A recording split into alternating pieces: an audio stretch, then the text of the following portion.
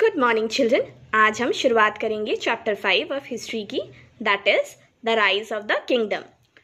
तो हमने पिछले चैप्टर में जाना था विलेजेस के बारे में, क्लैंस यानी कि ग्रुप ऑफ फैमिलीज के बारे में, एंड ट्राइब्स यानी कि लोगों के बारे में, और ग्रुप ऑफ जो विलेजेस फॉर्म्ड होते हैं, ग्रुप ऑफ फैमिलीज और कई सारी फैमिलीज के ऊपर वो फॉर्म करते हैं कई सारे, और फॉर्म करते हैं ट्राइब, और प्रत्येक ट्राइब के एक किंग होता है।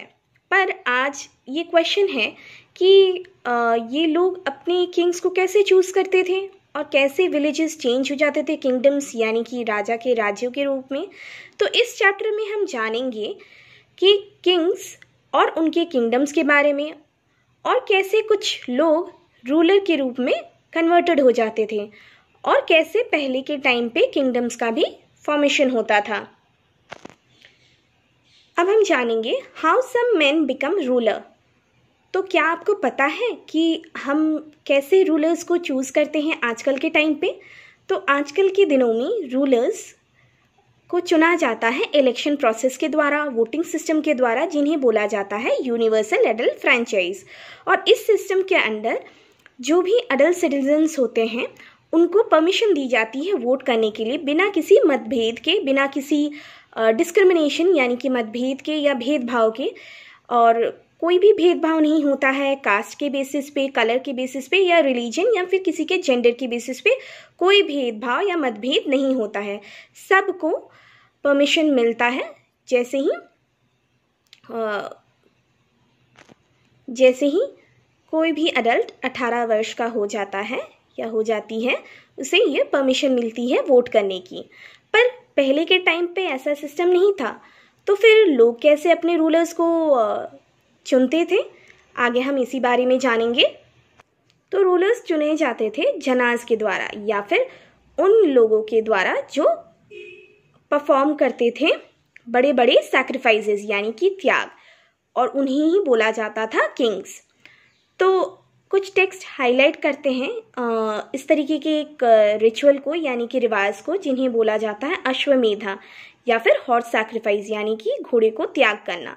और इसी में घोड़े को छोड़ दिया जाता था ताकि वो घूमे, पर इस घोड़े की रखवाली की जाती थी राजा के लोगों के द्वारा, यानी कि राजा की सेना के जो लोग थे वो इस घोड़े की रक्षा करते थे। और अगर ये घोड़ा किसी और राजा के राज्य में घूम रहा है और उस राजा ने इस घोड़े को, या उस राजा के लोग इस घोड़े को अगर रोक देते हैं, तो उस राज्य का जो राजा है उसे फाइट करना पड़ता था, यानी कि युद्ध करना पड़ता था, यानी कि लड़ाई लड़नी पड़ती थी उस राजा के साथ जिसने इस घोड़े को भेजा है ऐसे ही घूमने के लिए।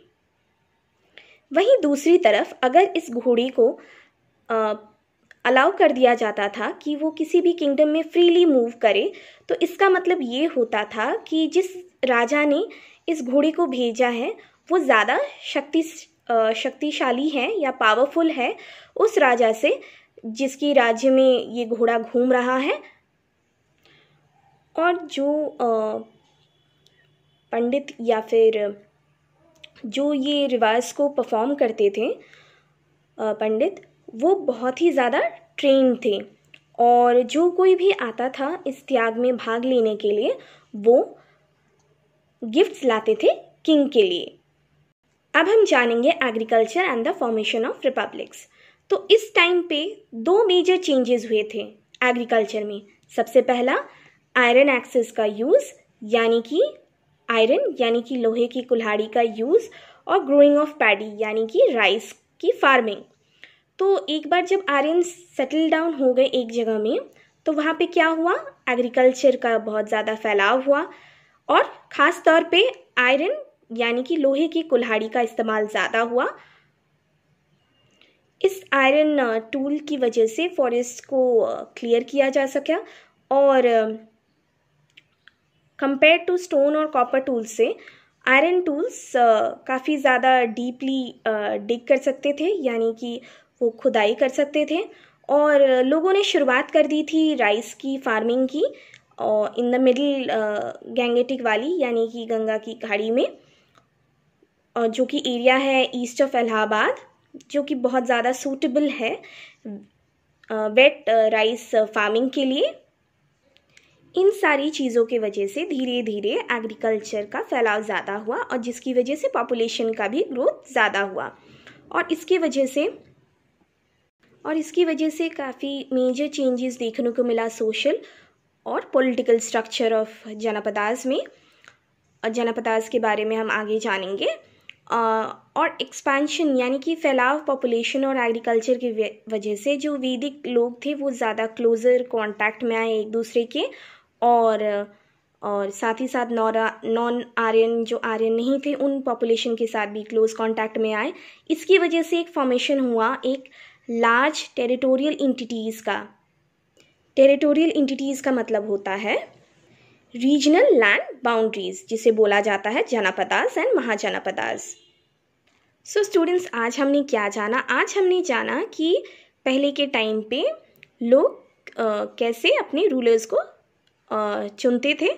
तो वो चुनते थे रूलर्स, या तो रूलर्स चुने जाते थे एक्चुअली लोगों के द्वारा, या फिर जो जनास या फिर जो मेन जो परफॉर्म करते थे बड़े बड़े सैक्रिफाइसेस यानी कि त्याग, उन्हें ही बोला जाता था किंग्स। और कुछ टेक्स्ट हाईलाइट करते इस तरीके के एक रिवाज को जिसे बोला जाता है अश्वमेधा या फिर हॉर्स सैक्रिफाइस।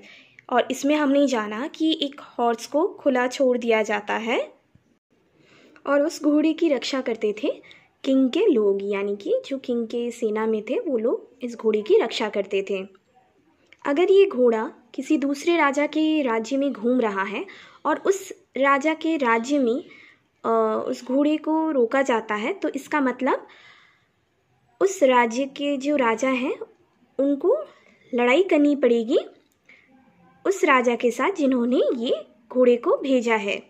और दूसरी तरफ अगर इस घोड़े को किसी भी राज्य में बहुत आसानी से घूमने के लिए दिया जाता है, तो इसका मतलब ये होता है कि जिस राजा ने इस घोड़े को भेजा है वो ज़्यादा पावरफुल है कंपेयर टू उस राजा के जिस राज्य में ये घोड़ा घूम रहा है। फिर हमने जाना था कि एग्रीकल्चर और फॉर्मेशन ऑफ रिपब्लिक्स में कि जब इसी टाइम पे दो मेजर चेंजेस देखने को मिले एग्रीकल्चर में, यानी कि लोहे की कुल्हाड़ी का इस्तेमाल और राइस की फार्मिंग। तो जैसे ही आर्यंस एक जगह में सेटल्ड हो गए तो एग्रीकल्चर का भी ज़्यादा फैलाव हुआ, और ख़ास तौर पे जो आयरन की जो कुल्हाड़ी यानी कि लोहे की कुल्हाड़ी का भी इस्तेमाल ज़्यादा से ज़्यादा होने लगा। और इन सारी चीज़ों की वजह से जो फार्मिंग की जो फैलाव है वो ज़्यादा से ज़्यादा होने लगा, और साथ ही साथ पॉपुलेशन का भी जो ग्रोथ है वो भी ज़्यादा से ज़्यादा होने लगा। और इसी एक्सपेंशन यानी कि फैलाव की वजह से पॉपुलेशन और एग्रीकल्चर की फैलाव की वजह से जो वैदिक लोग थे वो ज़्यादा क्लोज़ कांटेक्ट में आए एक दूसरे की, और नॉन आर्यन पॉपुलेशन भी क्लोज़ कांटेक्ट में आए। इसी की वजह से एक लार्ज टेरिटोरियल इंटिटीज़ का फॉर्मेशन हुआ, यानी कि रीजनल लैंड बाउंड्री का फॉर्मेशन हुआ, जिसे बोला जाता है janapadas and mahajanapadas. So students, this is the end for today's learning video. Please go through this video. Thank you.